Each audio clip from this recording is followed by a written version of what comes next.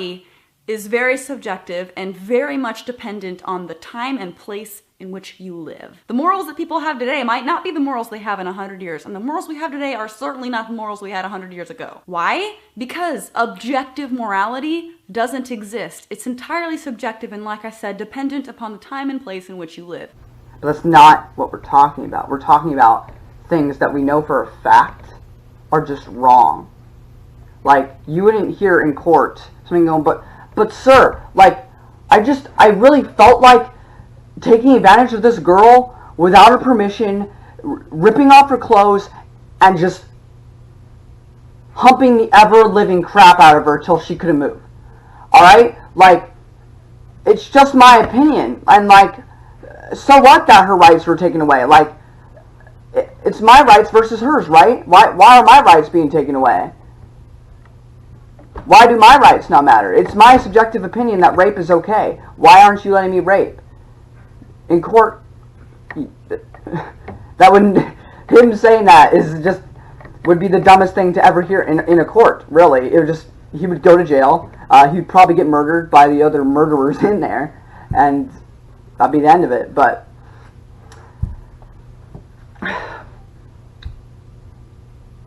God has always been the same. His morals have not changed since the Old and New Testament. We have all know intrinsically that raping someone is wrong. And she brought up, again, the Bible, as if the Bible condones rape, which it never has, and we'll get into that in another time. I don't have time. But the Bible does not condone rape. It never has, never will. And also, speaking of which, she's right. Morals are different, though, today. So in 100 years from now, let's say a nuclear fallout happens, right? Because I want to have that pit boy. And a lot of the humanity is taken away. And the government that remains, or the government that gets built up, states, rape is okay. We need to repopulate the earth. Take whatever woman you want, start blowing their brains out. So we can make the human race survive. Doesn't matter if they're already married, doesn't matter if their husband is still alive with them, doesn't matter if they have kids.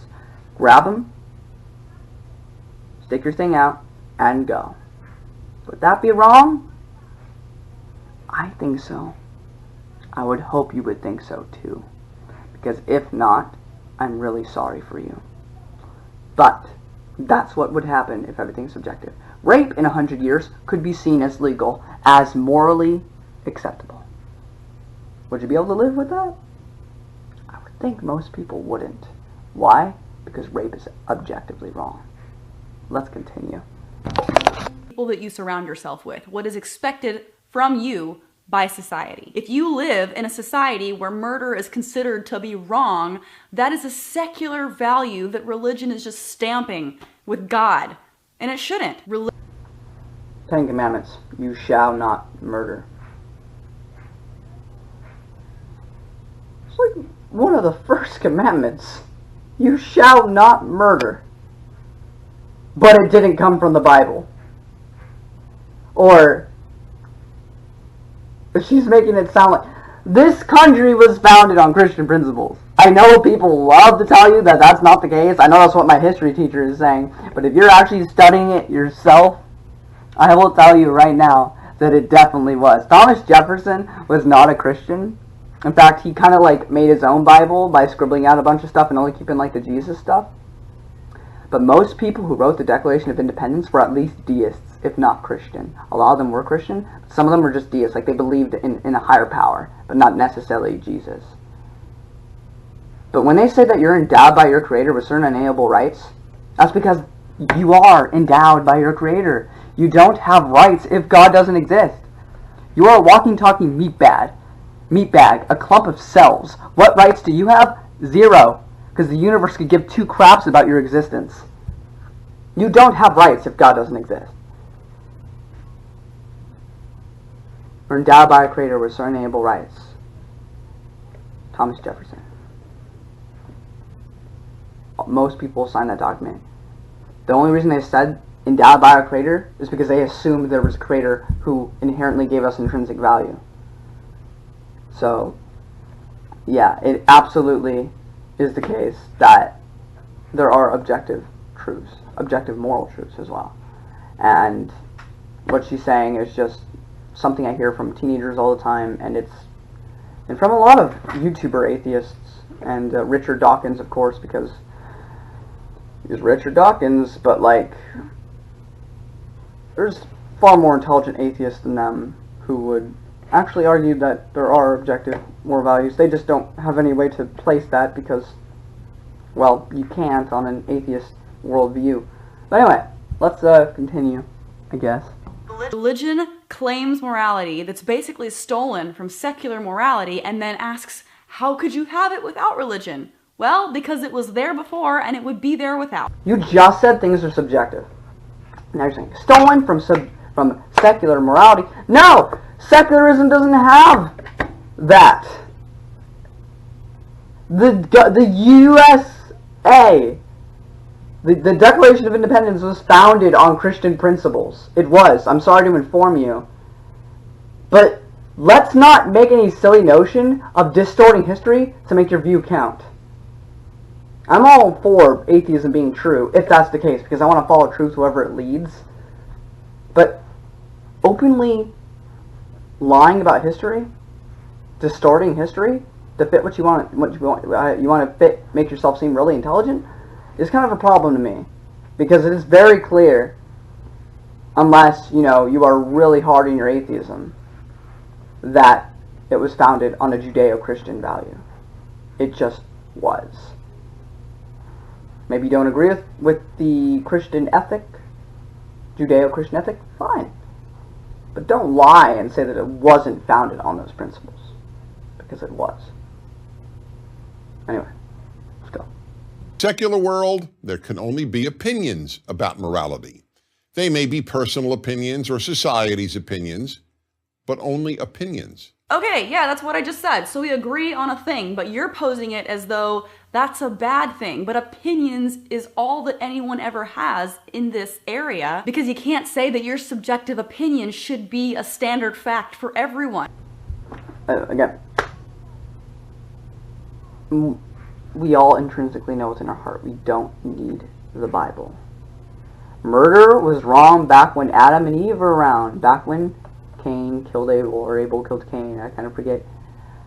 That was wrong. Objectively wrong.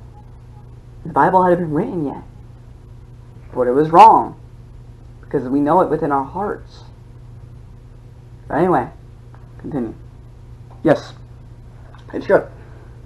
Nobody should murder people. You just shouldn't do that. Now notice, killing. She mentioned war for a second earlier. But in war, at least if you're doing it how it's supposed to be done, you're killing. Murder and killing are two very different words. I don't know if you ever learned them in school, but murder is an unjust death. Unjust kill. Killing is a just. It's implied that it's just. So soldiers kill, they do not murder unless they're corrupt. Also, kind of funny that murder is an unjust thing. But you can't have unjust anything if what you're saying is true. But anyway, continue. Every atheist philosopher I have read or debated on this subject has acknowledged that if there is no God, there is no objective morality. Okay, yeah, that's what I've been saying, and I feel like he's trying to trick viewers by using this word objective that people may or may not be familiar with. So let me explain it really quick, okay? Objective morality is kind of a claim that there is a set standard of morals that applies for everyone across every area, across every time zone. It is the objective. What is right and wrong has been and always will be the same. Objective. She's putting objective morality. Can we get to what objective means first? Objective simply means regardless of people's opinions. Regardless of my opinions, regardless of your opinions, regardless of Trump's opinions, regardless of Obama's opinions. None of our opinions matter. These are facts. Like I could say, I want to jump off a building and fly. But the fact is, gravity says I go splat. So regardless of what my opinion is, what I want to do, that's not the case. So I want to murder someone, I can go and do that, but that's wrong, regardless of how I try to spin it. Anyway, continue. Subjective morality is basically whenever you admit that morality is, like I said, a product of the time and place that you live, and something that you have basically decided that is the norm so that you can survive and function as a member of society. But whenever he says atheists think there's no objective morality, if people don't know this difference, they might just be hearing, and I think he's banking on this, that they're just hearing atheists don't believe that there is such a thing as morality. And that's absolutely not the case. See, but you're putting that on there as if that's what he's saying. You're putting words in his mouth. That's absolutely not what he's saying. I will reiterate that atheists know morality. They practice it. They live it. Many atheists, I have to talk slow so you can comprehend, are better than I am when it comes to being moral and just. They can't found their morality on anything, though, if what she says is true. If it's all subjective, then it doesn't matter. You can think that rape is wrong, and that's fine. But the rapist will also think it isn't wrong. So the whole point of the justice system is kind of pointless, don't you think? We wouldn't have laws in place saying that rape is wrong unless it was objectively wrong. Now you say it's society who does that. Okay, so what if one day society says rape is okay? Is it okay, or is it still wrong? You tell me. Let's continue. Also, she really needs to stop distorting stuff and changing it. She's trying to make it seem like he's being manipulative. It actually kind of sounds like she's being manipulative. But I'm not going to be like her and put things in her mouth. She probably isn't trying to be manipulative, because I think she genuinely believes what she believes. So I'm not going to put words in her mouth like she did to him. Anyway, let's continue. Judeo-Christian values are predicated on the existence of a God of morality. Right, of course, the same God of morality that just likes to randomly drown everyone. In other words, she mentioned the flood. This is something that gets brought up a lot, as if it's this winning streak against God. But here, she just made a moral claim, but making it sound as if it's objective, right? Because it's her subjective opinion. Who cares if she thinks the flood was wrong? It's so stupid. Her whole premise just got destroyed. The same God who flooded the earth. But from your perspective, that's not really wrong. It's just your opinion, right? Regardless of my opinion, God is always just. So maybe you don't understand why he did that, because we're both, and I don't fully either, because we're both finite. When you get an infinite mind, then come back to me and tell me why he's still wrong. But if you can't actually know all the processes that would go on. Also, people like to bring up the Canaanites, which is another one. Here's the thing about the Canaanites. God gave them 400 years to knock it off. He gave similar amounts of time to people in the Old Testament when it came to the flood, but they kept being retarded poo-poo heads. That's what I'll say, PG. And you want to know what the Canaanites were doing? They were worshiping their god Baal or something. I think, or Malak. Was it Malak? Something like that. It was not God, it was an idol. And they would play music really loud. And they would grab an infant. They put him like this pot thing over steaming, hot boiling water, boiling steam. And the baby's skin would melt. Would melt away. Baby screaming in agony. They play the drums louder so the parents can't hear. And they did that for 400 years.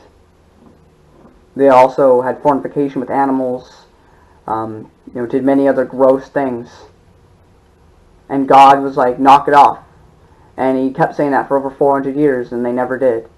I think if my little brother or my mom, why would you ever want to give a rapist a second chance? But like, I don't know, somebody rapes my mom, and I'm like, yo, I'm not going to press charges, don't do that again, and then he does it for another 400 years, we can't live that long, but let's just say we did, and then I'm like, okay, I'm just going to murder you, because I've given you a really long time to knock it off, and you're hurting my mom, so I'm going to end you. I think that's pretty justified. Especially if you're a God that's morally just and right, and you're being very merciful and giving them 400 years to knock it off. Yeah, I'm especially sensitive when it comes to children. When you harm a child, I don't like you. I can't respect you if you've harmed a child in any way, shape, or form. And so yeah, I don't see any problem with what God did in defeating the Canaanites. As for the flood, again, they were being unjust. And he still kept people alive because you're here. Also, little side note, recently scientists have found seashells in really high places like mountains. Not as high as Mount Everest, but like things like that, but like a little bit less. And they're baffled. They don't have any explanation for it. Because they're not looking toward the Bible, which gives you the answer. Because if the flood was as high as it says it was, to me it makes logical sense that you'd be able to find seashells that high up. But for scientists that don't believe in God, it's one of the biggest mysteries of the world. It's not a mystery. The answer's there. You just don't want to look at it. But anyway, let's continue.